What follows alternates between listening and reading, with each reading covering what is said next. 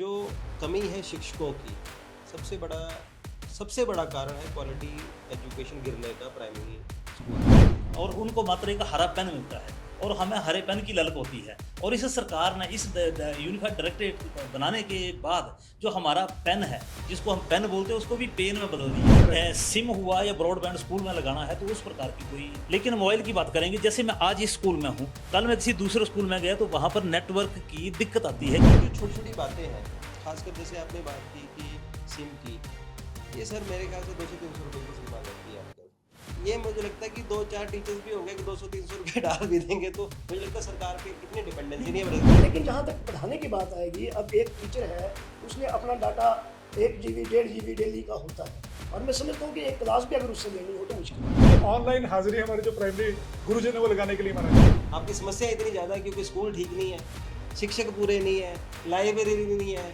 पता लगा किराए के भवन में स्कूल चल रहा है। उससे बड़ी प्रॉब्लम ये कि बच्चे नहीं है। ऐसा आप पे इल्जाम लगता है जो प्राइवेट टीचर फेडरेशन है 84 में बनी है पीटीएफ। हाँ जी। 84 से लेके ये कहा जाता है कि पीटीएफ ने केवल अपने हितों की बात की है, उन्होंने बच्चों की बात नहीं की है, एजुकेशन की बात नहीं की है। कि किसी सरकारी स्कूल में अगर एक टीचर होगा तो मैं अपने बच्चे को वहाँ पर भेजने के लिए विश्वास ही नहीं करूँगा कि एक टीचर कैसे उनको मैनेज करेगा। और यहाँ पर अगर 5 क्लासेज हैं तो 5 क्लासेज के लिए 1 या 2 टीचर बड़े मुश्किल से हमें मिलते हैं। और दूर दराज का क्षेत्र है, एक सद्दू, वहाँ पर एक नेरा स्कूल है और वहाँ से 5 बच्चे थे, उस स्कूल को मर्ज कर दिया और 5 बच्चों को दूसरे स्कूल में जाने के लिए 4 किलोमीटर का डिस्टेंस पैदल और बिल्कुल स्टीप वो चढ़ाई है, वहाँ से आना जाना बच्चों का जंगली लगता है। तो सरकार की तरफ से, शिक्षा सचिव महोदय की तरफ से कहा गया था कि उनको हम ट्रांसपोर्ट फैसिलिटी देंगे, लेकिन आज दिन तक वो कुछ नहीं हुआ। अगर कोई भी यूनियन है जो सबसे कम ट्रांसफर्स में इन्वॉल्व रहती है, वो है प्राइमरी टीचर फेडरेशन। ज्यादा कौन सी रहती है? ज्यादा वो लोग हैं जो शिमला में बैठते हैं, ज्यादा वो लोग हैं जो डिक्टेट में लगेंगे, क्योंकि वो ओएसडी भी बनेंगे, वो सब कुछ बनेंगे। टॉक शो में आप सबका स्वागत है। आज हम बहुत ही अहम मसले पर बातचीत करने जा रहे हैं, और जब हम मसले की बात कर रहे हैं तो उससे पहले हम बात करते हैं परिवर्तन की, बदलाव की, यानी चेंज की। और हम सब जानते हैं कि जो चेंज है यानी परिवर्तन है वो प्रकृति का नियम है। और जब हम हिमाचल प्रदेश की बात करते हैं, हिमाचल प्रदेश में भी कुछ अमूल परिवर्तन हो रहे हैं, और ज्यादा जो परिवर्तन हो रहा है वो शिक्षा के क्षेत्र में बड़ा परिवर्तन हो रहा है। शिक्षा विभाग में बहुत परिवर्तन हो रहा है। तो जब शिक्षा विभाग में परिवर्तन हो रहा है तो ऐसा देखने में मिल रहा है कि जो शिक्षक हैं, कहीं कहीं ऐसा लग रहा है कि उनके हितों पर मार तो नहीं पड़ रही है। आज हम उसी मुद्दे पे बात करेंगे जिस मुद्दे पर हमने पहले भी चर्चा की थी, यानी प्राइमरी शिक्षा की बात करेंगे, बुनियादी शिक्षा की बात करेंगे, लेकिन उससे ज्यादा बात करेंगे जो हमारे प्राइमरी शिक्षक हैं उनकी बात करेंगे। ये जो हिमाचल प्रदेश में शिक्षा में बदलाव आ रहे हैं, इन बदलावों के माध्यम से कहीं हमारे हिमाचल प्रदेश में काम कर रहे प्राथमिक शिक्षक यानी प्राइमरी टीचर्स, उनके हितों पर मार तो नहीं पड़ रही है। हम दोनों ही पहलुओं पर चर्चा करने की बात करेंगे, लेकिन सबसे पहले हम जानने की कोशिश करेंगे कि कहाँ कहाँ जो प्राइमरी शिक्षा, जो बुनियादी शिक्षा होती है, उसको पढ़ाने वाले जो हमारे गुरुजन हैं, शिक्षक हैं, क्या उनके हित बरकरार हैं, उनके इंटरेस्ट बरकरार हैं। इन पहलुओं को हम थोड़ा सा खंगालने की कोशिश करेंगे, और इसके लिए हमारे मध्य तशरीफ लेकर आए हैं अनिल भाटिया जी हैं, जो कि डिस्ट्रिक्ट प्रेसिडेंट हैं कांगड़ा के पीटीएफ के। और पीटीएफ यानी प्राइमरी टीचर फेडरेशन बहुत बड़ा संगठन है शिक्षकों का, टीचर्स का। और इसी पीटीएफ के दूसरे महानुभाव हमारे मध्य संजय पीसी राज्य महासचिव हैं। और ये दोनों महानुभाव वो हैं जिन्होंने पीटीएफ को लेके जो मूवमेंट हिमाचल प्रदेश में चल रहा था कि हिमाचल प्रदेश में जो प्राइमरी टीचर्स हैं उनके हितों पर जो मार पड़ रही है इस परिवर्तन के दौर में, उसे कैसे बचा के रखना है। तो टीचर्स ऑर्गेनाइजेशन यानी पीटीएफ और ये दोनों महानुभाव भी उसमें डटे हुए थे, अपने हितों की पैरवी कर रहे थे, सरकार के साथ भी कर रहे थे और सरकार के बाहर भी कर रहे थे। ये अपना पक्ष रखेंगे, लेकिन इंडिपेंडेंट पक्ष जानने के लिए सुनील चड्ढा हमारे बीच है, जो एडिटर हैं न्यूज रडार के। इनसे भी हम इनका पक्ष जानेंगे, ये किस तरह से इन सारी चीजों को देख रहे हैं। शुरुआत करते हैं भाटी जी, आपसे करते हैं। जी, मामला क्या है, मसला क्या है? प्राइवेट टीचर्स को क्यों लग रहा है कि इस परिवर्तन के दौर में उनके हितों पर मार पड़ रही है? मैं सर्वप्रथम धन्यवाद करूंगा न्यूज़ रडार का, जो यहाँ पर हमें आज आने का मौका मिला। और जैसा आपका प्रश्न है कि प्राइमरी शिक्षकों के हितों पर मार पड़ने की, मैं इससे पहले स्पष्ट कर दूं कि ये जो यूनिफाइड डायरेक्टरेट है, जो अभी हाल ही में प्री प्राइमरी से लेकर के +2 तक सरकार ने इसको बनाने का एक प्लान या इसकी नोटिफाई भी कर दी इसको, उसके संदर्भ में जाऊंगा। यहाँ पर एक बात मैं स्पष्ट कर दूं कि प्राथमिक शिक्षकों के हितों पर मार पड़ने के बजाय मैं पहले जाना चाहूँगा बच्चों पर, जो प्राथमिक विद्यालय में बच्चे पढ़ते हैं, उनके ऊपर बातचीत करना चाहूँगा कि उनके हित कहाँ-कहाँ असुरक्षित हैं, सेफ नहीं है। तो सबसे पहले तो मैं बात करूँगा कि जैसा प्री प्राइमरी से लेकर के प्लस 2 तक अगर इसका स्ट्रक्चर एक कर दिया जाता है, तो वहाँ पर बहुत सारी समस्याएँ आएँगी। समस्या इन द सेंस मैं बात करूँ कि जैसा हमारे जो अगर प्लस 2 तक एक बहुत बड़ा क्लबिंग करने के बाद बहुत बड़ा ग्रुप बन जाएगा। आज की डेट में आपने देखा होगा कि हेल्थ डिपार्टमेंट में पैरा मेडिकल स्टाफ के लिए अलग से विंग बन रहा है और जो दूसरे डॉक्टर्स वगैरह हैं उनके लिए अलग विंग बन रहा है। अभी हाल ही में हमने एक और बात पढ़ी थी कि सरकार ने अलग-अलग जगह छोटे-छोटे ग्रुप में काम करने के लिए बीडीओ ऑफिस जो वो डेवलप किए हैं। पिछले कल ही देखा आपने वीडियो ऑफिस बनाने के लिए मिनिमम 32 पंचायत होनी चाहिए। लेकिन अगर यहाँ पर क्लबिंग की बात करेंगे तो लगभग प्री प्राइमरी से लेकर के प्लस 2 तक 1 लाख से ऊपर हमारी इस्टेब्लिशमेंट बनती है। और जो हायर का डायरेक्टरेट होगा वहाँ पर लगभग 150 संस्थान आएंगे और हमारे पास लगभग 20,000 संस्थान आएंगे। और 20,000 संस्थान को मॉनिटर करने के लिए या उसको चलाने के लिए अगर एक डायरेक्टरेट होगा तो मैं समझता हूँ वो नाकाफ़ी है। जैसा दूसरे डायरेक्टरेट की बात कर रहा हूँ कि अगर हायर का है तो वहाँ पर 150 संस्थान आएँगे और इस्टेब्लिशमेंट की बात करें तो मैं नहीं समझता कि 15,000 से ऊपर जो है वो इससे ज़्यादा कोई लोग आएँगे। तो जैसा मैं बीडीओ ऑफिस की बात कर रहा था वहाँ पर 32 की स्ट्रेंथ जो मिनिमम चाहिए होती है कि वहाँ पर 32 पंचायतें बने और यहाँ पर इतने बड़े समूह को इकट्ठा करना तो आज की डेट में मैं समझता हूँ कि इसको संचालन करना बहुत भारी मुश्किल आएगी। और दूसरा अगर बच्चों के हित की बात करें, हमारे पास बच्चा आता है 3 साल का बच्चा जो प्री प्राइमरी सेक्शन में होता है और जो प्लस 2 में बच्चा आता है वो होता है 18 साल का। अब 3 साल का बच्चा 18 साल के साथ बच्चे के किसी प्रकार की कोई एक्टिविटी करना चाहे तो मैं समझता हूँ वो असंभव काम हो जाएगा। एक्सपोजर की बात करूँ तो प्री प्राइमरी का बच्चा जब हमारा 3 साल से 11 साल का बच्चा हमारे पास प्राइमरी सेक्शन में रहता है तो वहाँ पर वो उसको डिफरेंट एक्टिविटीज़ करने के लिए काफ़ी सारे प्लेटफॉर्म मिलते हैं। और अगर वो प्लस 2 सेक्शन में चला जाएगा तो जैसा मॉर्निंग असेंबली की बात करें, आज की डेट में हमारी मॉर्निंग असेंबली भी इकट्ठी होती है। तो वहाँ पर 3 साल का बच्चा जो है वो 18 साल वाले बच्चों के सामने परफॉर्म करने का उसको मैं समझता हूँ बहुत कम अवसर मिल पाता है। तो इस प्रकार से जो बच्चे की एक्सपोजर है मैं तो समझता हूँ सबसे पहले उसके ऊपर विराम लगेगा। दूसरा जो यूनिफाइड डायरेक्टरेट सरकार ने बनाया है, इसमें इन्होंने एक और बात की है कि जो हमारा एनुअल कैलेंडर निकलता है जिसमें पूरे साल की एक्टिविटीज़ होती हैं, तो उसमें हमारे जो बच्चों की स्पोर्ट्स एक्टिविटीज़ होती हैं उनको स्किप कर दिया है। जबकि हमारा जो प्राइमरी सेक्शन की बात करें, अंडर 12 टूर्नामेंट्स होते हैं हमारे, तो उसमें बच्चे डिफरेंट एक्टिविटीज़ को परफॉर्म करते हैं। कबड्डी की बात करते हैं, खो खो है, बैडमिंटन है, वॉलीबॉल है, ये कल्चरल एक्टिविटीज़ हैं। ठीक है भाटी जी, इस बात को यही रोकते हैं, इस चर्चा को थोड़ा और आगे लेके जाते हैं। अपना बड़ा अहम मसला उठाया है कि अगर इकट्ठा डायरेक्टरेट बन जाता है, जिसे आप यूनिफाइड डायरेक्टरेट की बात कर रहे हैं, टर्म इस्तेमाल कर रहे हैं, तो जो प्राइमरी स्कूल के बच्चे हैं या छोटी क्लासेस के बच्चे, उनको एक्सपोजर नहीं मिल पाएगा। और जब एक्सपोजर नहीं मिलेगा तो डेफिनेटली उनकी ग्रोथ रुक जाएगी जो प्राइमरी में, क्योंकि आपका प्राइमरी का जो सिस्टम होता है उसकी स्पोर्ट्स अलग से होती हैं, को करिकुलर एक्टिविटीज अलग से होती हैं, वो बड़े बच्चों के साथ मैच नहीं कर पाएंगे। बड़ा वैलिड सवाल है। चड्ढा जी, आपको क्या लगता है कि अगर सिंगल डायरेक्टरेट बनता है तो जैसे भाटिया जी कह रहे हैं, छोटे बच्चे बड़े बच्चों के साथ जेल नहीं कर पाएंगे, उनका एक्सपोजर रुक जाएगा, आपका क्या मानना है?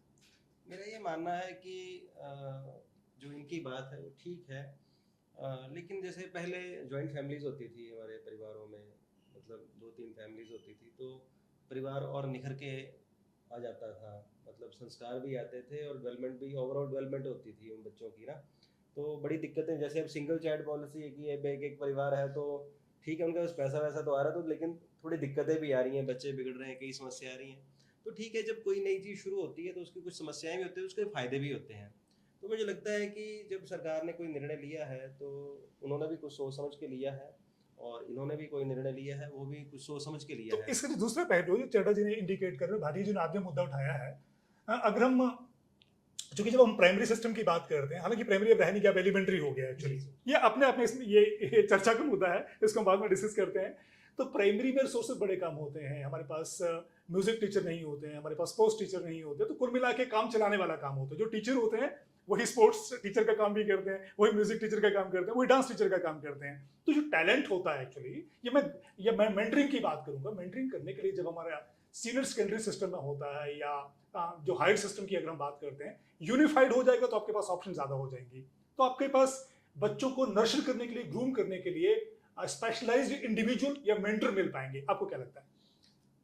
इस विषय में मैं ये कहना चाहता हूँ कि जैसा मैंने टूर्नामेंट्स की बात की, स्पोर्ट्स की बात की, तो हमारे पास आज की डेट में ट्रेंड लोग भी हमारे पास जो जेवीटी में अगेंस्ट जेवीटी पोस्ट पे आए हैं, जैसा फिजिकल की बात करें, फिजिकल एजुकेशन की, वो भी हमारे पास ट्रेंड होते हैं। और आपने शायद हमारे टूर्नामेंट्स भी देखे होंगे कि जो छोटे छोटे बच्चों के टूर्नामेंट हैं वो पूरे मैनर्स के साथ, पूरे प्रोटोकॉल के साथ हमारे टूर्नामेंट संपन्न होते हैं। जैसा दूसरी बात कही गई कि जो म्यूजिक टीचर की बात कही, मैं यहाँ पर एक बात और करना चाहूँगा कि पूर्व में हमारी हिमाचल प्रदेश सरकार ने जो हमारे लेक्चरल कैटेगरी के टीचर्स हैं, हमारे लेक्चरर्स होते हैं, उनके लिए एक चिट्ठी निकाली गई थी, नोटिफिकेशन थी कि वो आज की डेट में वो +1 और +2 को ही पढ़ाते हैं और वो पढ़ाएंगे 9th और 10th को भी पढ़ाएंगे, ऐसी चिट्ठी निकाली गई थी। लेकिन इस स्थिति के ऊपर विश्वास करने से पूर्व मैं ये जानना चाहता हूँ कि क्या वो आज की डेट में वो पत्र इम्प्लीमेंट हुआ है या नहीं। वो इम्प्लीमेंट नहीं हुआ है। लेक्चरर सिर्फ +1 और +2 को पढ़ाते हैं। तो उस स्थिति में जब टीचरी की बात करेंगे या म्यूजिक टीचर की बात करेंगे तो ये नहीं हो पाएगा। ये हमें पूरी तरह से भाटी जी बहुत ही वैलिड सवाल खड़ा किया है कि जब हम रिसोर्स शेयरिंग की बात करते हैं और क्वालिटी रिसोर्स की बात करते हैं, सवाल ये है कि वाकई में जो टीचर्स, खास करके जो लेक्चरर्स हैं या जो सीनियर क्लासेस को पढ़ाने वाले टीचर है, वो प्राइमरी स्कूल के बच्चों की मेंटरिंग करेंगे, उनको नर्चर करेंगे, उनको ग्रूम करेंगे। उसी तरह से डीपी अगर हैं, क्योंकि जो छोटे बच्चे होते हैं उनकी जरूरतें अलग से होती हैं, उनके साथ मेंटर करने का, उनको निखारने के लिए स्किल्स भी अलग तरह की होती हैं। तो चैलेंज ये है जो आपने इंडिकेट किया है कि जो बड़ी क्लासेस को पढ़ाने वाले टीचर हैं, क्या छोटे बच्चों की साइकोलॉजी या उनके साथ जिस पेशेंस के साथ काम करना होता है वो कर पाएंगे? वैलिड सवाल है, आगे बढ़ेंगे। पीसी जी आपके पास चलते हैं। अभी जिस तरह के आप बोल रहे हैं कि हमारे पास जो प्राइमरी डायरेक्टरेट है बरकरार रहना चाहिए, पर सवाल ये है कि प्राइमरी वर्ड ही खत्म हो गया, अब तो प्राइमरी एजुकेशन रही नहीं, अब तो एलिमेंट्री एजुकेशन होगी। ये घालमाल डिस्टर्ब नहीं करेगा क्या? और जब हम एलिमेंट्री एजुकेशन की बात करते हैं तब हम पहली से 8वीं क्लास की बात करते हैं, तो पहली से 8वीं क्लास एलिमेंट्री एजुकेशन है और हम कह रहे हैं कि इसी बीच एक और कैटेगरी खड़ी कर दी जाए जिसे हम प्राइमरी डायरेक्टरेट बोलेंगे। थोड़ा क्लियर करिए प्लीज। मैं इसको क्लियर करना चाहूँगा सर। जब यूनिफाइड डायरेक्टरेट की बात उभर करके सामने आई थी प्रदेश स्तर पर, तो हमारा जो मानना था, जो प्राइमरी टीचर्स हैं, हमारा मानना था, क्योंकि 2007 से पहले जो है वो प्राइमरी डायरेक्टरेट हुआ करता था, फिर एलिमेंट्री आई और हमारा एलिमेंट्री में 6 to 8th क्लास हमारे पास बढ़ गई। इस समय भी हमारा यही मानना था कि सरकार जो निर्णय ले रही है बदलाव की, कि हम एक यूनिफाइड डायरेक्टरेट की तरफ जाएंगे। उससे पहले रिसोर्स शेयरिंग की बात की गई। रिसोर्स शेयरिंग में भी हमने बड़े खुले मन से जो है वो अपने विचार जो है वो रखे थे, और सचिव महोदय ने उन विचारों को मानते हुए रिसोर्स शेयरिंग का जो एक पैटर्न था वो चेंज करके, और जो नए जिस तरीके से हम भी चाह रहे थे और सभी के लिए जो चीज़ फ्रूटफुल रहती वो चीज़ की गई, तो उसके ऊपर हमने सहमति जताई थी। इसी तरह जो यूनिफाइड डायरेक्टरेट की बात थी, हम उसमें भी शुरू से यही कह रहे हैं कि हमारा जो विंग है, जो हमारा एक, क्योंकि प्री प्राइमरी से लेकर के 12th तक के बच्चों का, जैसे भाटिया जी ने बताया कि मेल आपस में नहीं है। अगर हम सुबह की बात करें, स्कूल शुरू होने के से पहले की बात करें, तो स्कूल शुरू होने से पहले बच्चे एंटर होना शुरू हो जाते हैं, लेकिन हमारे स्कूलों में ना कोई गार्ड्स है, ना कुछ अन्य चीज़ें हैं। जब बच्चे आएंगे, एक 18 साल का बच्चा भी आएगा और एक 3 साल का बच्चा भी उसी कैंपस में एंटर होगा, तो कहीं ना कहीं वो सिचुएशंस बनती हुई दिख रही हैं। लेकिन जो मुख्य मुद्दा जिस पर आप बात करना चाह रहे हैं, उसके ऊपर मैं यही कहना चाहूँगा कि हमारी मंशा कभी नहीं रही कि हम जो है वो एक निदेशालय की जो सोच है उसके विरोध में जाए।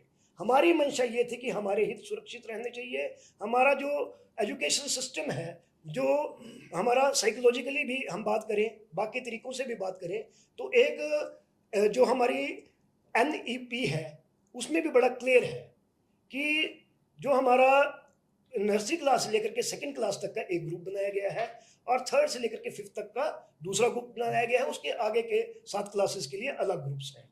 तो हमारे अपने जो 2 ग्रुप हैं, हम चाहते हैं कि इन 2 ग्रुप्स की जो ग्रूमिंग है वो सही तरीके से की जाए। इसलिए यहाँ पर जो है एक विशेष ध्यान देते हुए हम अलग से यहाँ पर जो प्रशासनिक ढांचा है इसका वो अलग से रखें, ताकि जो नीचे तक वो चीज़ जाएगी और उससे जो हमारे हित हैं, जो हमारी, जिसको हम कहेंगे कि प्रमोशन भी हम नहीं कहना चाहेंगे, जो हमारी पद हैं वो सुरक्षित रहेंगे भविष्य के लिए, जिसमें खंड प्रारंभिक शिक्षा अधिकारी के पद है, हमारे केंद्र मुख्य शिक्षक के पद हैं, हमारे मुख्य शिक्षक के पद हैं।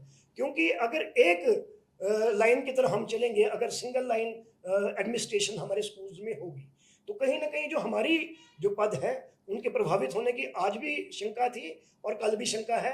इसी के लिए जो हमने मांग की थी वो मांग की थी कि एसओपी तैयार हों और सभी के रोल एंड रिस्पॉन्सिबिलिटीज फिक्स हों सभी की, और उसके बाद कार्य किया जाए, जिसको हमारे शिक्षा मंत्री महोदय ने माना था।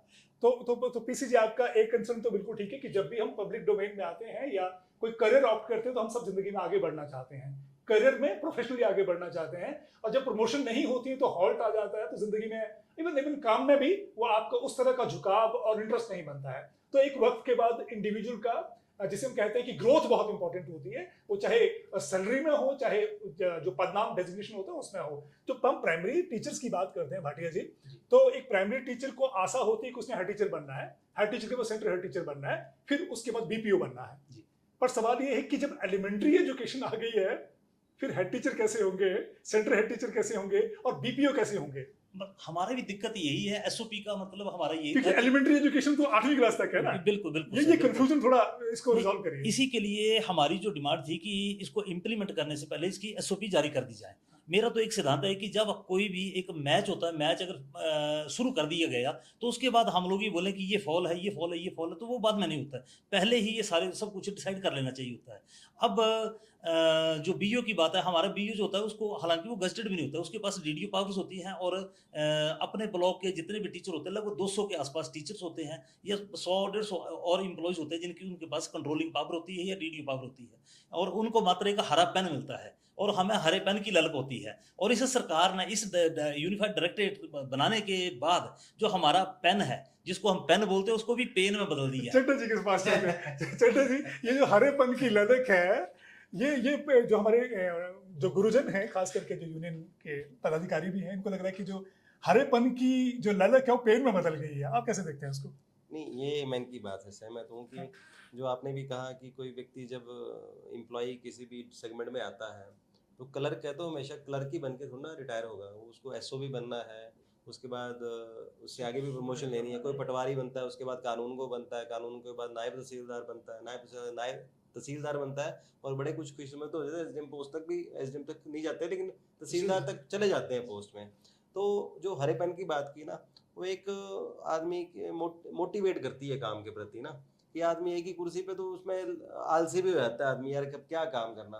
तो ठीक है, एक जो हित जो है एसओपीज जारी करना एक इम्पॉर्टेंट है गवर्नमेंट की ओर से, और जैसे कि मैंने कहा कि ठीक है जो गवर्नमेंट ने डिसीजन लिया है उसमें कोई बड़ी बात नहीं, और ये भी विरोध नहीं कर रहे हैं उसका कि ठीक है जब एक ही डायरेक्टोरेट हो जाएगा तो उसमें कोई प्रॉब्लम नहीं है, कि सिस्टम सेट करना थोड़ा ठीक हो जाता है, उसमें बड़े ज़्यादा आपको प्रॉब्लम्स क्रिएट नहीं होंगी। लेकिन ये है कि प्रमोशन एक इनका मुझे इशू, एक दिस इज इम्पोर्टेंट इशू, कि प्रमोशन ही नहीं होगी तो फिर बात कैसे बनेगी? मोटिवेशन कैसे मिलेगी? मोटिवेशन कैसे जिंदगी में मिलेगी? बहुत इंपॉर्टेंट होती है। मोटिवेशन ही हमको आगे बढ़ाती है, जिंदगी में रोमांच पैदा करके रखती है। तो इनका बहुत वैलिड कंसर्न है कि मोटिवेशन कहाँ से मिलेगी जब ये सारा चैनल डिस्टर्ब हो जाएगा। लेकिन फिर भी मैं दूसरे मुद्दे पे आ रहा हूँ भाटिया जी। आपका संगठन है प्राइमरी टीचर फेडरेशन, जबकि जो आपकी एजुकेशन का जो सिस्टम है वो एलिमेंट्री एजुकेशन है, तो एलिमेंट्री टीचर फेडरेशन क्यों नहीं है? ये प्राइमरी टीचर फेडरेशन क्यों है? एक्चुअली जैसे हमारे प्रदेश महासचिव महोदय ने पूर्व में स्पष्ट किया कि 2005-6 से पहले ये हमारे पास प्राइमरी का ही कल्चर था, और उसके बाद सरकार की तरफ से इसको एलिमेंट्री तक विस्तार कर दिया गया। लेकिन इससे पहले प्राइमरी का अलग से ही सारा सिस्टम था, और आज की डेट में जैसे मैंने पहले कहा कि छोटे छोटे समूह में बात करना, कोई भी काम करना उसको छोटे समूह में इजी होता है। आज के एक छोटा सा एग्जांपल कोट करूं कि मैं अगर नगरोटा भगवान से संबंध रखता हूं और वहां पर बात की जाए तो हमारे पास 19 क्लस्टर हैं, हमारे 19 हैं, और अगर कोई भी इन्फॉर्मेशन सरकार को चाहिए होती है तो वो 19 सीएसटी जो हमारे होते हैं वो हमारे एक बीयू को रिपोर्ट करते हैं, और बीयू ऑफिस पे उसको कंपाइल करके सीधा डिप्टी डायरेक्टर में, और 12 डिप्टी डायरेक्टर कंपाइल करके तुरंत उसको डायरेक्टरेट में पहुंचा देते हैं। अगर ये वाला जो कंसेप्ट यूनिफाइड डायरेक्टरेट का है, यहाँ पर हमारा जो इनका सरकार का प्लान है उसको प्रिंसिपल के अंडर, प्रिंसिपल के कैचमेंट एरिया में या सराउंडिंग में, क्लस्टर में जितने स्कूल आएंगे वो प्रिंसिपल के अंडर होंगे। अब मैं ये बात करना चाह रहा हूँ कि अगर डिप्टी डायरेक्टर ऑफिस को, जैसे हमारा पुराना कल्चर है बीयू का, वहां से सिर्फ एक बीयू डाक भेजता है, एक चिट्ठी आती है डिप्टी डायरेक्टर ऑफिस में धर्मशाला में। अगर नगरोटा भगवान की बात करूं तो आज की डेट में मेरे ख्याल 22 या 23 हमारे प्रिंसिपल्स हैं वहां पर, तो 22 या 23 चिट्ठियां यहाँ पर आएंगी, यहाँ पर कंपाइल करने के लिए उनको दिक्कत रहेगी। तो इस प्रकार से जितना बड़ा समूह होगा उतनी ज्यादा दिक्कत आएंगी, जितना छोटा समूह होगा उतना उसको काम करने के लिए बड़ा ईजी रहेगा। सर इस बारे में, इसमें इस प्रश्न पर मैं भी बोलना चाहूँगा कि हमारा एलिमेंट्री का सिस्टम जो 2005 में आया था और इम्प्लीमेंट होते होते 7 हो गया था इसको, उसमें भी हमारा प्राइमरी के स्ट्रक्चर के साथ छेड़छाड़ नहीं हाँ। हुई थी, वो एज इट इज था। और वही चीज हम आज भी चाहते हैं कि हमारे सिस्टम से छेड़छाड़ ना की जाए।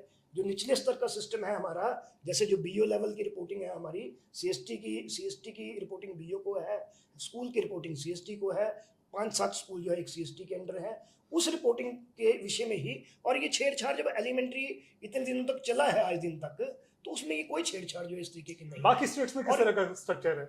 बाकी स्टेट्स में भी इसी तरह का। पंजाब में मुझे लगता है हरियाणा में सिंगल डायरेक्टरेट है। हरियाणा में तो लगभग तीन डायरेक्टरेट अलग अलग है। वहाँ तो हमारा एलिमेंट्री का डायरेक्टरेट अलग है, हायर का अलग है, कॉलेज का अलग है, और जो समग्र शिक्षा होती है उसका अलग है। तो वहाँ का सिस्टम कुछ और, अलग अलग स्टेट में अपने अपने तरीके से हमने फॉलो किया है। और जो एलिमेंट्री है उसमें भी हमारा, क्योंकि स्टेट हमारा हिली स्टेट था, और इसमें जो ये एजुकेशन की जो कॉल्स होती हैं, इसमें एक प्रोरोगेटिव रहता है स्टेट गवर्नमेंट का कि वो जिस तरीके का सिस्टम रख सके। तो हमारा यही कहना है कि हमारा जो स्ट्रक्चर है उसके साथ, बेसिक स्ट्रक्चर के साथ छेड़छाड़ ना की जाए। हायर लेवल पर आप जिस एग्री पीसीसी चर्चा को थोड़ा और आगे बढ़ाते हैं। एक दो मुद्दे और हैं जिस पे चर्चा और करना जरूरी है। ये कहा जा रहा है कि जो प्राइमरी टीचर्स जो कह रहे हैं हम ऑनलाइन हाजिरी नहीं लगाएंगे, इसमें बताइए कि क्या राय है आपकी? बहुत बढ़िया। ऑनलाइन हाजिरी वाला क्या मामला है? एक्चुअल में हुआ, स्कूलों के लिए हर प्राइमरी टीचर के लिए सरकार की तरफ से एक टैबलेट दिया गया है। हाँ। और इसी संदर्भ में एक बात करूं, जैसा मैंने पहले कहा कि मैं नगरोटा भगवान से संबंध रखता हूं, और वो टैबलेट जो है वो हमारे माननीय विधायक जो टूरिज्म के अध्यक्ष हैं उनके कर कमलों के द्वारा वो सभी टीचर्स को वितरित किए गए थे। मैंने वहां पर भी बात रखी थी कि ये टैबलेट है, इसको चलाने के लिए जो बेसिक इंफ्रास्ट्रक्चर है वो सरकार की तरफ से नहीं दिया गया है। क्या बेसिक किस तरह? सिम हुआ या ब्रॉडबैंड स्कूल में लगाना है तो उस प्रकार की कोई जो जरूरी, उसको सपोर्टिंग सिस्टम जो चाहिए था, जैसे नहीं वो ठीक है, लेकिन मोबाइल की बात करेंगे। जैसे मैं आज इस स्कूल में हूं, कल मैं किसी दूसरे स्कूल में गया तो वहां पर नेटवर्क की दिक्कत आती है कि आज मैं अगर एयरटेल का नेटवर्क यूज करता हूं तो वहां पे हो सकता है आपकी कॉल नहीं चलता है। पीसीसी आपकी कॉल क्या है इस पे? और नहीं, एक बात मैं और करना चाहूंगा कि जैसा वो अगर सरकार ने हमारे एसपीडी साहब से मीटिंग हुई थी, वहां पे हमने ये बात रखी थी इसको चलाने के लिए जहां पर करोड़ों रुपए, 10 करोड़ रुपए आपको लगता है पीसी जी की कई बार जो पीटीएफ है वो ज्यादा अग्रेसिव हो जाती है? नहीं, ऐसा नहीं है।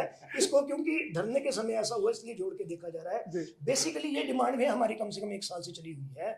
और ना केवल ये हमारा जो आज तो ऑनलाइन अटेंडेंस की बात की गई, ये तो पहले नहीं थी, लेकिन हमारे स्कूल में जो एलईडी हैं वो भी दिए गए हैं। बहुत बड़े बड़े एलईडीज जो हैं विभिन्न स्कीम्स के अंतर्गत आए हैं, और उनमें बच्चों को पढ़ाने के लिए वो सारी चीज़ें हैं। और उसमें अगर डाटा यूज़ करने के बाद, जो हमारी पहली मीटिंग एसपीडी महोदय से हुई थी, तो उनके साथ हमने मीटिंग में यही बात कही थी कि आपने ये चीज़ें दी, बहुत अच्छी बात है। लगभग हर एक केंद्र पाठशाला में, मैं तो धन्यवाद करना चाहूँगा इस मामले में गवर्नमेंट का और जो हमारा एजुकेशन डिपार्टमेंट है उसका, कि उन्होंने हर उसमें पहुँचाई। उसके बाद जो जितने भी स्कूल में प्री प्राइमरी क्लासेज है वहाँ पर एलईडी पहुँचा दी। लेकिन जहाँ तक पढ़ाने की बात आएगी, अब एक टीचर है, उसने अपना डाटा 1 GB 1.5 GB डेली का होता है, और मैं समझता हूँ कि एक क्लास भी अगर उससे लेनी हो तो मुश्किल है। इसलिए हम दो इशू एक्चुअली, एक ऑनलाइन हाजिरी वाला है, एक स्मार्ट क्लासेस में पढ़ाने वाला है। मैं बिल्कुल उसमें आ रहा हूँ। तो हमने उसी समय इस चीज़ का विरोध किया था। विरोध इन द सेंस विरोध भी नहीं था, हमने मांग की थी, डिमांड की थी हमने कि हमें जो है वो इंफ्रास्ट्रक्चर दिया जाए। और उस टाइम पर एसपीडी महोदय, जो कि बहुत अच्छे आदमी है और बहुत, जिसको मैं कहता हूँ कि बहुत ज़्यादा वो इन चीज़ों के ऊपर अपना वो देते हैं, अपना ध्यान देते हैं, उन्होंने उसी समय नोट करवाया था कि ये जो स्कूल, चिन्हित स्कूल हैं, इनमें जो ब्रॉडबैंड की सुविधा जो वो दी जानी चाहिए। बिल्कुल वाजिब चीज़ है कि हम एक ऐसी चीज़ स्कूलों में दे रहे हैं जिसका यूज़ ही नहीं हो पाएगा, तो मतलब उस चीज़ का कोई मतलब नहीं है। उन चीज़ों का मतलब ओनली परचेजिंग हो रही है तो उसका अर्थ बच्चे के लिए नहीं है। तो वहाँ से ये बात चली थी। लेकिन जब हमारा ये जो मुद्दा हमारा यहाँ पर चला, हड़ताल का भी चला हुआ था, उस समय लोगों ने, क्योंकि ये चीज़ आती ही है कि थोड़ा आक्रोश तो रहता है हर एक व्यक्ति में, तो क्योंकि ये चीज़ बीच में जुड़ी हुई थी कि हम हर एक काम जो है वो अपने एंड पर कर रहे हैं। सर, मैं आपको ऑनलाइन की बात छोड़िए, अगर मैं आपको आज ग्राउंड लेवल रेट बताऊं तो हमारे बहुत से स्कूल ऐसे हैं जिनमें आज की डेट में कोई भी क्लास 4 पार्ट टाइम वो या जो भी मल्टीटास्क वर्कर नहीं है, कोई आया नहीं है। नर्सरी क्लासेस हमारी चल रही हैं, वहाँ पर जो है वो सारी चीज़ें जो है वो टीचर कर रहा है। वैसे ही टीचर जो है हर एक तरीके की जो भी गवर्नमेंट की जो रूल एंड रेगुलेशन है उनको फॉलो कर रहा है। लेकिन जब हमारे हितों की बात आ रही है और वो इस चीज़ को कहीं ना कहीं वो इग्नोर ठीक है, करें। PSC, वो चीजें सारी मानने लायक है, लेकिन जो एक मुद्दा अखबारों में मीडिया में बड़ा चर्चा का विषय बना जी। कि ऑनलाइन हाजिरी हमारे जो प्राइमरी गुरुजन है वो लगाने के लिए मना कर रहे नहीं, हैं। ऑनलाइन हाजिरी के लिए नहीं था सर, नहीं। हमारी बात है सारे जो वो ऑनलाइन online काम काम थे के लिए उनके लिए सारे काम, हमने online काम। इंफ्रास्ट्रक्चर की डिमांड तो, की थी। तो जो प्राइमरी टीचर फेडरेशन है वो ऑनलाइन हाजिरी की पैरवी करती है और लगाने के लिए बिल्कुल तैयार है। बिल्कुल बिल्कुल सर, हम वो तो issue कहते नहीं हैं कि सेकंड टाइम भी लगनी चाहिए। एक टाइम की अटेंडेंस है, एक टाइम की अटेंडेंस से कभी भी काम नहीं चल सकता, क्योंकि कोई व्यक्ति आएगा वापसी पर उसका कोई हाजिरी का ये नहीं है। हम तो कहते हैं कि आप अटेंडेंस लो, जितनी मर्जी चेकिंग करो, लेकिन जो हमारे हितों की चीजें हैं, जहां पर हमारे हित प्रभावित हो रहे हैं, उन बातों पर भी हमारा ध्यान सुनिए और हमारी बात सुनिए। हमारा इतना सा मामला है। सुनील चड्डा जी, आपका ओपिनियन? नहीं, एक जैसे जो ये प्रॉब्लम है खासकर टीचर्स की ना, खैर इस विषय पे आगे भी हम बात कर सकते हैं। जो प्राइमरी स्कूल्स हैं, देखो उनकी क्वालिटी जो गिर रही, पिछले हमने जो टीएनआर टॉक शो था उसमें भी हमने ये डिस्कस किया था कि जो कमी है शिक्षकों की, सबसे बड़ा कारण है क्वालिटी एजुकेशन गिरने का प्राइमरी स्कूल में। आज फर्स्ट क्लास है, सेकंड क्लास है, थर्ड क्लास है, फोर्थ क्लास है, प्राइवेट स्कूल्स हैं, उसमें फर्स्ट क्लास में कम से कम 3 से 4 टीचर्स होते हैं। कम से कम एक टीचर 2-2 सब्जेक्ट पढ़ाता है। सेकंड क्लास में भी ऐसे ही होता है। मतलब ऐसे नहीं होता कि 2 टीचर्स पूरी 5 क्लासों को पढ़ाते हैं। ऐसा नहीं है कहीं पे भी। मुझे लगता है कि पूरे वर्ल्ड कहीं पे भी नहीं है। सरकारी सिस्टम में है, लेकिन ये तो जब तक ये जो Rationalization नहीं होगी। अध्यापकों की जब तक दिक्कत दूर नहीं होगी ना, तब तक क्वालिटी एजुकेशन नहीं आ सकती। लेकिन मैं इनकी एक छोटी सी बात है, मेरा सभी जो आपके 21-22 टीचर्स हैं, या जो बाकी 8वीं से जो लेक्चर्स हैं, टीजीटी है, मेरा सबसे ये निवेदन भी है कि कुछ जो छोटी छोटी बातें हैं, खासकर जैसे आपने बात की कि सिम की, ये सर मेरे ख्याल से 200-300 रुपए की सिम आ जाती है आजकल।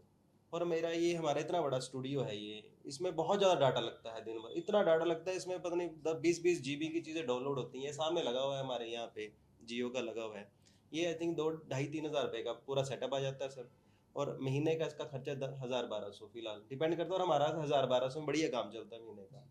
तो ये मुझे लगता है कि 2-4 टीचर्स भी होंगे कि 200-300 रुपये डाल भी देंगे, तो मुझे लगता है सरकार पे इतनी डिपेंडेंसी नहीं है। क्योंकि कोई इशू नहीं है, ऐसा कुछ नहीं मेरा है। ये कहना है सर कि देखो, सरकार अल्टीमेटली हमारा 55,000 के आसपास, 60,000 के आसपास हमारा टोटल बजट है। उसमें से हमारा हेल्थ पे, शिक्षा पे, पेंशन पे, सैलरीज पे सारा बजट चला जाता है। अल्टीमेटली कोई भी गवर्नमेंट से उसके पास इतना पैसा होता नहीं है, क्योंकि इकोनॉमी के साधन है नहीं, इसलिए प्रॉब्लम्स आती है ना। जब पैसा नहीं होगा तो आपने कहाँ खर्चना। सरकार की प्रॉब्लम वो है बेसिकली कि हर जगह वो पैसे नहीं लगा सकती। अगर हमें पता है कि सिम मिलेगी 1 साल बाद, ब्रॉडबैंड लगेगा 1 साल बाद, उसका वेट क्यों करें। सर ने एक अच्छी बात बताई कि उन्होंने धन्यवाद भी किया कि उनकी एलईडीज आ गई हैं जिसमें हम बच्चों को पढ़ा सकते हैं। उसमें क्या है सर, छोटा सा अगर broadband is the best option. क्यों अपना डाटा खर्चना 1-1 जीबी का, अपना एक ब्रॉडबैंड लगा लिया, वन टाइम खर्चा है, उसके बाद 1000-1200 रुपये का खर्चा है। तो मेरे ख्याल से कई बार क्या होता है कि हम अपडेट नहीं होते, कि टीचर्स एब्सोल्युटली अपडेट नहीं होते हैं। अपडेट होना चाहिए, मुझे लगता है ठीक है। और वक्त के साथ बदलना बड़ा वक्त से जरूरी है। बदलना बड़ा जरूरी है। एक मैं इसमें ऐड करना चाहूंगा हाँ, सर, हाँ। कि जैसे कोई आईएएस ऑफिसर जब बनता है ना, यूपीएससी की परीक्षा पास करके, आज डीसी साहब है मान लिए हिमराज भैरवाजी कांगड़ा के ना, इनको कल को यही नहीं पता होगा इनको टेक्निकल एजुकेशन डिपार्टमेंट मिलेगा, इनको एलिमेंट्री डिपार्टमेंट मिलेगा, इनको हायर एजुकेशन का डिपार्टमेंट मिलेगा, इनको कोई एमसी का कमिश्नर बना दिया जाएगा, इनको मतलब पता नहीं किस डिपार्टमेंट भेज दिया जाएगा, और उनके पास परफॉर्मेंस का वही अगले, इनको ये नहीं पता कि 6 महीने बाद उनकी ट्रांसफर हो जाएगी। उनको 6 महीने में परफॉर्म करना है, सब कुछ सीखना पड़ना है। तो अल्टीमेटली कई बार हमें ना थोड़ा अपडेट होना भी बड़ा जरूरी है। लेकिन आपकी समस्या ये कि आपकी समस्या इतनी ज़्यादा है, आपकी समस्या इतनी ज़्यादा है क्योंकि स्कूल ठीक नहीं है, शिक्षक पूरे नहीं है, लाइब्रेरी नहीं है, पता लगा किराए के भवन में स्कूल चल रहा है। नहीं, उससे बड़ी प्रॉब्लम ये कि बच्चे नहीं है। बढ़िए, जिस मुद्दे पे आते हैं उस मुद्दे पे आते हैं वापस। ऐसा आप पे इल्जाम लगता है, जो प्राइवेट टीचर फेडरेशन है 84 में बनी है पीटीएफ, हाँ जी, 84 से लेके ये कहा जाता है कि पीटीएफ ने केवल अपने हितों की बात की है, उन्होंने बच्चों की बात नहीं की है, एजुकेशन की बात नहीं की है। आपका मानना क्या है? सर जैसा बच्चों के बारे में बोल रहे हैं ना, और यहाँ से मैंने जो आपने पहले भी यहाँ पे एक टॉकिंग जो आपने बातचीत की थी उसमें भी कहा गया था कि 2003-4 में 9.5 लाख के आसपास बच्चे थे, और 2023-24 में वो घट करके 4.5 लाख बच्चे हैं। ये बिल्कुल सही बात है। लेकिन इसके पीछे जब किसी सरकारी स्कूल में, जैसे चड्डा जी ने बात कही कि किसी सरकारी स्कूल में अगर एक टीचर होगा तो मैं अपने बच्चों को वहाँ पर भेजने के लिए विश्वास ही नहीं करूँगा कि एक टीचर कैसे उनको मैनेज करेगा, है ना जी। एक तो दिक्कत ये है, और दूसरा कुछ जनरेशन गैप भी है, और इस प्रकार की बहुत सारी कमियां हैं। जैसा अगर प्राइवेट स्कूल्स की बात की जाए तो वहाँ पर क्लास वाइज टीचर होता है और यहाँ पर अगर 5 क्लासेज हैं तो 5 क्लासेज के लिए 1 या 2 टीचर बड़े मुश्किल से हमें मिलते हैं। अच्छा, उसके बाद भी अगर क्वालिटी एजुकेशन की बात करें, मैं धन्यवाद भी करूँगा सरकार को और अपने मुँह में ये मिट्ठू भी बनूँगा कि अभी हाल ही में नवंबर महीने में एक एनुअल सर्वे हुआ था जिसको असर की रिपोर्ट बोलते हैं। उससे पहले हमारा स्टेट जो है वो 21वें नंबर पर था और हमारी जो अपनी संगठन की जो फेडरेशन की मीटिंग्स होती हैं वो वर्चुअल मीटिंग हमारी एक दिन चल रही थी। मंत्री महोदय को पता नहीं कहाँ से जानकारी मिली और उन्होंने बीच में उस वर्चुअल मीटिंग में आकर के हमारे को प्रेरित किया, संबोधित किया और ये भी कहा कि मुझे हर हाल में अपने स्टेट को अच्छी पोजीशन पे लाना है। और हमारे टीचर्स ने प्रयास किए और 21वें नंबर से हमारा स्टेट जो है हिमाचल प्रदेश, अगर प्राइमरी 3rd और 6th की बात होगी, 3rd और 5th की बात है ना जी, तो वहां पर हम लोग उसको नंबर 1 पर भी लेकर के आए। लेकिन वो एफर्ट से जब ईमानदारी से काम करें तो रिजल्ट आते हैं। और हमारा सिद्धांत है कि जो हमारे पास बच्चे आते हैं वो जो कैपेबल परिवार नहीं है उनके बच्चे हमारे पास आते हैं। और हम लोगों की एक पीड़ा होती है कि जब वो गरीब का बच्चा हमारे पास आता है उसके माध्यम से हमारी सैलरी मिलती है, उसी के माध्यम से हमारा परिवार चलता है। और जब 3 बजे वो बच्चा अपने छुट्टी के बाद घर जाता है तो हम देखते हैं, अपने आप में इंट्रोस्पेक्ट करते हैं कि आज ये बच्चा नया सीख के क्या गया। लेकिन जब उसके बावजूद अगर बात करें तो उसके अलावा जो एक्स्ट्रा और नॉन टीचिंग काम जो हमारे होते हैं, आज की डेट में देखिए हेल्थ डिपार्टमेंट का काम है, एल्बेंडाजोल की गोली भी देनी है, वो भी काम हम बाटी तो करेंगे। तो बिल्कुल ठीक है। संजय जी। पीसी जी आपके पास आते हैं, क्या रीजन है कि पीटीएफ ने अभी तक, जो इल्जाम लगाया जाता है, जो भाटी जी से पूछ रहा हूँ, अभी तक पीटीएफ ने स्टूडेंट सेंट्रिक मुद्दे नहीं उठाए, सेंट्रिक मुद्दे उठाए हैं, अपनी बात की है, बच्चों की बात नहीं की है। नहीं सर, इल्जाम लगता ऐसा तो है, नहीं मैं है। नहीं जानता, आप बताइए। नहीं, हाँ, ऐसा हाँ, ऐसा नहीं है। ठीक बोल रहे हैं आप। इल्जाम तो, क्योंकि कोई भी फेडरेशन होगी जी। वो अपने मेंबर्स की बेटरमेंट के लिए तो बात करेगी। जी लेकिन जहां तक प्राइमरी टीचर फेडरेशन की बात है, हमने हमेशा स्टूडेंट सेंटर्ड ही मुद्दे उठाए हैं। अगर हमारा ये जो इंग्लिश मीडियम गवर्नमेंट ने शुरू किया, यहाँ पर भी हम बात करें तो इंग्लिश मीडियम शुरू करने का हमने सबसे स्वागत किया। नर्सरी क्लासेस शुरू की, सबसे पहले आगे बढ़ करके प्राइमरी टीचर ने स्वागत किया और आज दिन तक वो 3 क्लासेस जो एक्स्ट्रा स्कूल में आई उसको आज दिन तक प्राइमरी टीचर पढ़ा रहे हैं। ठीक है सर। अब इंग्लिश मीडियम शुरू हुआ जब ये गवर्नमेंट चेंज हुई, वर्तमान सरकार आई और हमने स्वागत किया इंग्लिश मीडियम शुरू होने का। आज सरकार को 3रा वर्ष चल रहा है, तो ये क्लास 3rd तक जो इंग्लिश मीडियम जाना था, लेकिन आज की डेट में 4th और 5th की बुक्स भी इंग्लिश मीडियम की डाल दी गई है यहाँ पर। तो ये मुद्दे भी हमारे इसमें जुड़े हुए हैं। पर इसके अलावा पब्लिकली इन मुद्दों पे आपने चर्चा नहीं की, उठाया नहीं एक्चुअली, तो इसलिए लोगों को लगता है कि मैं बात करूं, जब हमारे स्कूल मर्ज हुए थे, जी। जो जो हालांकि हमारा एक राइट टू एजुकेशन एक्ट है और एक्ट आप मानते हैं कि एक छोटी मोटी चीज नहीं होती, कानून होता है और उसमें प्रोविजन है कि 1.5 किलोमीटर के दायरे में प्राइमरी स्कूल जो देना है वो सरकार की ड्यूटी है। इसके अतिरिक्त प्रत्येक पाठशाला में चाहे 1 बच्चा होगा या 60 बच्चे होंगे, मतलब 1 से 60 तक एक नॉर्म रखे हैं, वहां पर मिनिमम 2 टीचर देने पड़ेंगे। और किसी भी सूरत में 10% से ज्यादा वैकेंसी जो वो वहां पर नहीं रहनी चाहिए, सरकार उन पोस्ट को भरेगी। लेकिन उसकी वॉल्यूशन की गई। जब ये स्कूल मर्ज किए तो हमारी शिक्षा सचिव मुद्दे के साथ बैठक थी, हमने वहां भी कहा तो वो बोलते हैं कि यार 4 बच्चों वाला स्कूल, 5 बच्चों वाला स्कूल नहीं लगता है। हम भी मानते हैं कि ऑलराउंड डेवलपमेंट जो है वो बच्चों की नहीं हो पाती, क्योंकि बिल्कुल बच्चे वहां पर आइसोलेट होकर के रहते हैं। लेकिन ये एक कानून है बच्चों को घर द्वार शिक्षा देना। हमने वहां पर ये मुद्दा उठाया था कि वो बच्चा 1.5 किलोमीटर के बाहर कैसे जाएगा। जैसे मैंने पहले कहा कि मैं नगरोटा भगवान से संबंध रखता हूँ, हमारा दूर दराज का क्षेत्र है एक सद्दू, वहां पर एक नेरा स्कूल है और वहां से 5 बच्चे थे, उस स्कूल को मर्ज कर दिया और 5 बच्चों को दूसरे स्कूल में जाने के लिए 4 किलोमीटर का डिस्टेंस पैदल और बिल्कुल स्टीप वो चढ़ाई है, वहां से आना जाना बच्चों का जंगली इलाका है। तो सरकार की तरफ से, शिक्षा सचिव महोदय की तरफ से कहा गया था कि उनको हम ट्रांसपोर्ट फैसिलिटी देंगे, लेकिन आज दिन तक वो कुछ नहीं हुआ। हमने ये मुद्दा उठाया था, जहां सिंगल टीचर है वहां पर हमने ये मुद्दा उठाया था कि टीचर हमें मिलेंगे तभी हम क्वालिटी। आपको सरकार की तरफ से वादे तो मिले लेकिन हकीकत में उतर नहीं पाए। बच्चों के मुद्दे पर सर मैं एक और बात आपके साथ करना चाहूँगा। ये जो हम खेलों की बात करते हैं कि स्पोर्ट्स गवर्नमेंट ने बंद की हुई, कारण कोई भी रहा, हमने तो यहाँ तक पिछली बार गवर्नमेंट को ऑफर किया, अभी भी कर रहे हैं कि अगर गवर्नमेंट को कोई फाइनेंशियली कोई दिक्कत है छोटे बच्चों की खेले कराने में, तो सारे प्राइमरी टीचर जो है वो 1-1 दिन की सैलरी हम देंगे, and that will be more than the budget, जो कि पूरे हिमाचल प्रदेश का बजट लगता है। अगर हम ये गांधीगिरी पे उतर आए हैं हम लोग। नहीं, और सर वो खेले होंगे किसके लिए? बात ये है ना कि हम बच्चों के हित की बात कर रहे हैं, हमें क्या उसके खेलों में बेनिफिट है? हमें तो कोई बेनिफिट नहीं है। और दूसरी चीज इसमें खेलों में के ही विषय में, जो हमारे जो पेइंग कैपेसिटी वाले लोग हैं, जिनके बच्चे कॉन्वेंट स्कूल्स में पढ़ते हैं या अच्छे प्राइवेट स्कूल में पढ़ते हैं, हिमाचल बोर्ड को तो छोड़ करके जो भी सीबीएसई बोर्ड के हैं, क्योंकि वहाँ के रूल्स आपको पता है, सीबीएसई ऐसे एफिलिएशन नहीं देती जैसे यहाँ पर बांटी जा रही है हिमाचल प्रदेश में। तो वहाँ के बच्चे जो हैं, जो पेरेंट्स हैं, वो अपने बच्चों के लिए कितने पैसे खर्च करके उनके एनुअल फंक्शंस करवाते हैं, ऑर्गेनाइज करवाते हैं, कितनी अच्छी अच्छी जगह होते हैं। लेकिन हमारे स्कूलों के बच्चों के पास एक ही अवसर है सिर्फ, ये जो खेले हैं, और 14 दिन का ये सारा शेड्यूल है पूरे वर्ष में। और इसके बिना मैं समझता हूँ कि इन्हीं खेलों में इनका म्यूजिक भी है, संजय पीसी बिल्कुल ठीक कह रहे हैं, इन्हीं संजय गेम पीसी में इनकी बिल्कुल क्विज एक्टिविटीज भी है, बिल्कुल। इसी में चेस भी है, इसी में सब कुछ है, और जहाँ से वो सारा विकास आपकी जो है, बात बिल्कुल वैलिड है कि तो ये- जब तक हम बच्चों को प्लेटफॉर्म नहीं देंगे, पढ़ाई तो एक बात है, लेकिन बच्चे का जो बाकी डेवलपमेंट होती है, जिसे हम ऑलराउंड डेवलपमेंट कहते हैं, उसको प्लेटफॉर्म देने पड़ेंगे स्पोर्ट्स के माध्यम से, को करिकुलर एक्टिविटीज के माध्यम से। तो आपका कंसर्न बिल्कुल जायज है। अगला जो इल्जाम आप पे लगता है और जिसको लेके पीटीएफ के ऊपर बाकी लोग खूब उछाल करते हैं, वो ये कि जो पीटीएफ के लोग हैं, खास करके लोग नहीं, लीडर्स जो हैं, वो वाकई लीडर हैं, और वो इतने स्ट्रॉन्ग लीडर हैं कि उनसे कई बार जो चुने हुए नुमाइंदे होते हैं वो भी हिलते हैं, डिसीजन नहीं ले पाते हैं, ये भी इल्जाम लगता है। और अगला जो इल्जाम लगता है कि पीटीएफ के जो लीडर्स होते हैं वो जनरली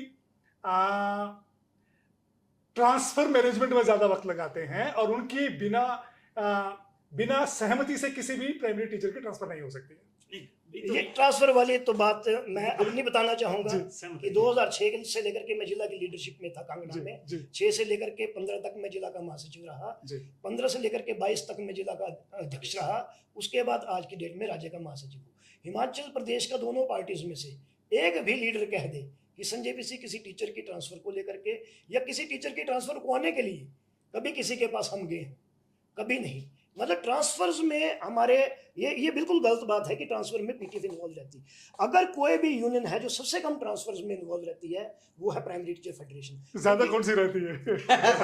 ज्यादा वो लोग हैं जो शिमला में बैठते हैं, ज्यादा वो लोग हैं जो डिक्टेट में लगेंगे, क्योंकि वो ओएसटी भी बनेंगे, वो सब कुछ बनेंगे, दूसरी सरकार आएगी तो इधर उधर उठाया जाएगा, उनको घूमेंगे। वो लोग जो है वो राजनीति करते हैं। हमारे लोगों ने ना तो डिक्टेट में बैठना है, ठीक है ना हमने शहरों के नजदीक ठीक है बैठना है। पीसी जी, बड़ी जाए कि इल्जाम और लगता है, क्योंकि इल्जामों की बात कर लेते हैं। आप आज हमारे सामने बैठे हुए हैं, वो ये कि ऐसा बोला जाता है कि जो प्राइमरी टीचर्स हैं वो उतना कंट्रीब्यूट नहीं करते हैं बच्चों के लिए, इसलिए उसका खमियाजा जो हायर क्लासेस पढ़ाने वाले टीचर हैं उन्हें भुगतना पड़ता है और बड़ी मेहनत करनी पड़ती है।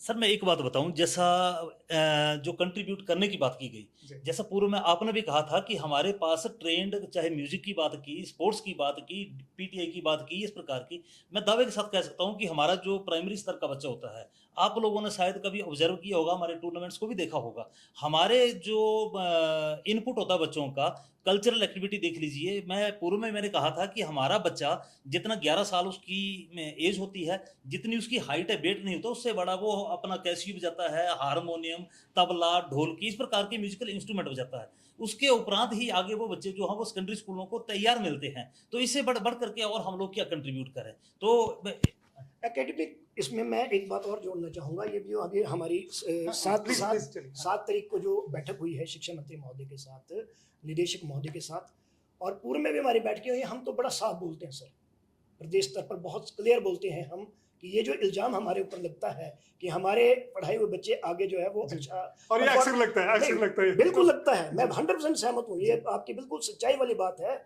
कि ऐसा इल्ज़ाम लगता है। हमने तो उनसे ये चाहा है कि जैसे ही हमारा बच्चा 5वीं कक्षा करके निकलता है, उसका आप प्री टेस्ट लीजिए और 8th के बाद उसका दोबारा टेस्ट लीजिए, कहाँ पर लैप्स रहा, जो प्राइमरी लेवल की जो बेसिक्स है, क्योंकि हमारा है बेसिक्स का काम, जो हमारे बेसिक्स है, क्या वो बच्चे को क्लियर थे? अगर वो क्लियर थे तो अगली क्लासेस में जाकर के वो क्यों नहीं हुए? और ये इल्ज़ाम तभी टूटेगा जब सरकार इस तरह की पहल करेगी कि एक प्री नॉलेज टेस्ट जो है 6th क्लास में जाते ही बच्चे का लिया जाए, एक उसका पोर्टफोलियो बनाया जाए और वो पोर्टफोलियो उसका आगे तक चले, संजय और आगे जाकर के जो है पीसी जी ने बहुत ही कॉन्फिडेंस के साथ एक बड़ा चैलेंज दिया है कि उनके बच्चे दमखम वाले होते हैं, उनके बच्चे पूरे कॉन्फिडेंट होते हैं, एकेडमिकली स्ट्रांग भी होते हैं। अगर बात कहीं बिगड़ती है तो 5वीं के बाद बिगड़ती है। इस बात को कि क्या आप मायने निकालते हैं आप लोग सोचिएगा, लेकिन अब हम कंक्लूड करते हुए आगे बढ़ते हैं। हड़ताल की आपने, लंबी हड़ताल थी, बड़ी हड़ताल थी, और पीटीएफ लंबी हड़तालों के लिए जाना भी जाता है। इस हड़ताल से क्या मिला संजय पीसी, आप बताएं। सर, हड़ताल जो थी हमारी वो किसी बड़ी बात को लेकर के नहीं थी जी। हमारी सिर्फ एक छोटी सी बात को लेकर के बात थी, और वो उसको मंत्री जी ठीक कहते हैं या हमारा डिपार्टमेंट ठीक कहता है कि एक लैप ऑफ कम्युनिकेशन था। जो चीज़ हमने चाही उन्होंने एक्सेप्ट की कि हम करेंगे। SOPs बनाएंगे, उसके बाद हम डिसीजन लेंगे। हमने डिसीजन लेने के लिए किसी को मना नहीं किया, आप डिसीजन लीजिए, लेकिन कम से कम हो क्या रहा है वो तो हमें बताइए। तो उसको लेकर के बात थी, और वो बात उसमें हमने यही अचीव कर लिया है कि वो बात अब मानी गई है कि SOPs भी बनेंगे, और उस SOP की कमेटी में हमारे प्राइमरी टीचर फेडरेशन के लोग जो है वो डायरेक्टर महोदय के साथ होंगे, और उस कमेटी की रिपोर्ट के आधार पर ही आगे कोई फैसला लिया जाएगा। इसके अलावा गवर्नमेंट ने माना है कि हमारी स्पोर्ट्स जो है इस बार पूरे अच्छे तरीके से जो है जैसे पहले होती थी उस तरीके से शुरू हो जाएंगी। इसके अलावा जो हमारे अन्य मुद्दे थे उनके ऊपर भी बड़ी अच्छे तरीके से जो फाइनेंस के मुद्दे हैं, जो कोर्ट केसेस के माध्यम से जो उनकी जो जिसको मैं कहूँगा कि जनरलाइज होने हैं केसेस, वो सारे मुद्दे हैं, वो सारी चीज़ें जो है उन्होंने मानी है। और स्ट्रक्चर भी हमारा, वो सबसे बड़ी बात जो है हमारी मानी गई है वो ये है कि जो डायरेक्टरेट बना हुआ है हमारा, उसमें जो एडिशनल डायरेक्टर होंगे HS रैंक के ऑफिसर, वो प्री प्राइमरी से लेकर के 5th तक का अलग से होगा, और 6 से आगे का जो है वो अलग से होगा, ताकि प्री प्राइमरी पर को जो है स्ट्रेंथन किया जा सके। और हमारी बात को इसको माना गया कि उसको जरूरी है किया जाए। है कि सरकार ने आपको ठंडी गोली दे दी है, कमेटी बना देंगे, आपको डाल देंगे, चर्चा करके बात करेंगे, लेकिन हुआ कुछ नहीं, ऐसी भी दलील दी जा रही है। सर, विश्वास पे दुनिया टिकी है, और पूर्व में हमारे साथ विश्वासघात होता भी रहा है। जी। और इस बार हमारी मंत्री महोदय जी के साथ बैठक थी, उसमें हमारे निदेशक महोदय जी भी थे, और 2 एडिशनल डायरेक्टर हैं जो HS रैंक के आदमी हैं, वो भी वहाँ पर थे, और उन्होंने पूरी तरह से फुली कमिटेड हैं कि इस बार वो हमारे साथ किसी प्रकार का धोखा नहीं करेंगे, और हम भी पूरी तरह आश्वस्त हैं कि वो हमारी बातों को सुनेंगे। और उन्होंने प्रोसीडिंग में भी लिख के दिया है, जब प्रोसीडिंग आधी अधूरी थी तो उसमें मंत्री साहब ने पढ़ा, और उसमें भी उन्होंने ये कहा है कि उसको रेक्टिफाई करके तुरंत जो रिवाइज्ड प्रोसीडिंग है वो हमें दे दी जाएगी, और बहुत जल्दी इसके ऊपर अमल किया जाएगा। हम पूरी तरह से कॉन्फिडेंट हैं, सच्चे आदमी हैं, और हर किसी के ऊपर विश्वास करने वाले आदमी हैं। तो पीसी साहब, क्या लगता है कि ये कमेटी बनने से, और ये जो अगर हम ये बोलें कि जो मीठी गोली सरकार ने दी है, इसके बाद क्या हालात बदल जाएंगे, या कुछ तलवारें तनी रहेंगी? देखिए, विश्वास, जैसे कि भाटिया जी ने कहा, विश्वास पर दुनिया टिकी है, और विश्वास तो हमें करना पड़ेगा। लेकिन जो कमेटी बनाने की उन्होंने बात की है, उस कमेटी में जो बातें हमारी जाएंगी, कोई बहुत बड़ी डिमांड हमारी इसमें है नहीं, क्योंकि मैं पहले भी कह रहा हूँ कि हमारा कोई इतना बड़ा इशू नहीं है। बड़ा मुद्दा डायरेक्टेड डायरेक्टेड का था नहीं, वो उन्होंने एक चीज सॉल्व कर दी कि हमारा एक विंग जो है ऊपर से नीचे तक जो है वो अलग से रहेगा। इसके अलावा एक चीज रही है कि हमारा जो एडमिनिस्ट्रेटिव कंट्रोल है और जो पावर्स हैं, और दूसरी बात जो है कि हमारे जो हेड टीचर CSTs और BOs है, उनकी नई रोल एंड रिस्पॉन्सिबिलिटीज फिक्स होनी है, ताकि एक इफेक्टिव जो एजुकेशन है, एजुकेशन सिस्टम को इफेक्टिव बनाया जा सके, और जो फ्रूटफुल रिजल्ट्स जो हैं गवर्नमेंट की फेवर में, हमारे एजुकेशन डिपार्टमेंट की फेवर में आए, ताकि हमारे बच्चों को और लोगों को इसमें फ़ायदा हो। इवन जो क्लबिंग भी थी हमने पूर्व में, उसके लिए भी एक जो है वो अपनी तरफ से दिया था, ताकि जैसे भाटिया जी ने बताया था पूर्व में कि स्कूल अच्छे लगे, तो हमने उसमें भी बोला था कि आप स्कूल्स को एक ऐसा कीजिए कि जो एक सेंटर स्कूल है उसे आप वो है जो मुख्यमंत्री क्लस्टर योजना जो चलाई हुई है, उसमें सेंटर स्कूल्स को डाल दीजिए, और उसमें जो है बाकी स्कूल जो है वो नर्सरी से 2nd क्लास तक रखिए, जो गांव में रहेंगे, क्योंकि 3rd के बाद बच्चा जो है वो ट्रांसपोर्टेशन के योग्य भी हो जाता है। लेकिन वो जो स्कूल है वहां पर आप पूरे टीचर दीजिए, भले ही नीचे जो है वो एक नर्सरी टीचर और एक GMT टीचर से तो काम चलाए। चड्ढा जी, पीसी साहब ने जैसे बोला, जैसे भाटिया जी ने बोला, शिक्षकों की अपनी चिंताएं हैं, बच्चों की प्राइमरी स्कूल में जो बच्चे पढ़ते हैं उनके अपने मुद्दे हैं। इन दोनों मुद्दों के बीच में अगर हम ग्लोबली देखें या देश में देखें, शिक्षा बहुत तेजी से बदल रही है, और शिक्षा के तौर तरीके बहुत तेजी से बदल रहे हैं। प्राइमरी शिक्षा का हिमाचल में क्या होगा? देखिए, प्राइमरी शिक्षा का वर्तमान में जैसे कि इन्होंने जो हमारे PTF के जो पदाधिकारी हैं, उन्होंने कहा कि मेहनत तो काफ़ी कर रहे हैं अल्टीमेटली, पर वो सिस्टम ही नहीं है, संरचनात्मक ढांचा जिसको बोलते हैं, इंफ्रास्ट्रक्चर बोलते हैं, किसी भी काम को करने के लिए वो नहीं है। बट मेरा एज अ जर्नलिस्ट कंसर्न ये है कि अल्टीमेटली क्या होता है कि हमें तो काम चाहिए। अल्टीमेटली हमारा मोटिव ये है कि हमारे जो भविष्य है हिमाचल का, बच्चे हैं जो प्राइवेट स्कूल नहीं जा सकते, अगर गवर्नमेंट स्कूल जा रहे हैं, उनका भविष्य कम से कम प्राइवेट स्कूल की तरह तो उज्ज्वल हो। कम से कम वो भी, अगर बाकी प्राइवेट स्कूल का बच्चा अगर इंग्लिश अच्छी बोल रहा है, तो हमारा सरकारी स्कूल का बच्चा भी इंग्लिश अच्छा बोले।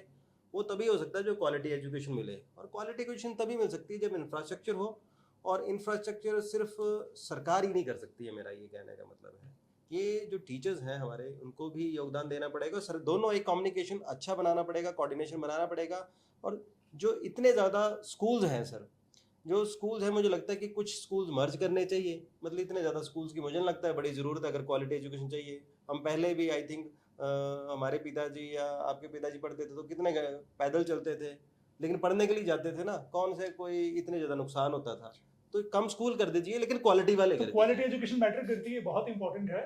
आज इस चर्चा में अनिल भाटिया और संजय पीसी ने अपने विचार रखे हैं, लेकिन इंपॉर्टेंट बात जो मुद्दे की बात है, बुनियादी शिक्षा सबसे इंपॉर्टेंट है। और बुनियादी शिक्षा में जो प्राइमरी एजुकेशन का रोल है वो फाउंडेशन का काम करती है। टीचर्स की अपनी व्यवस्थाएं हैं, बच्चों के अपने मुद्दे हैं, स्कूलों के हालात खराब हैं।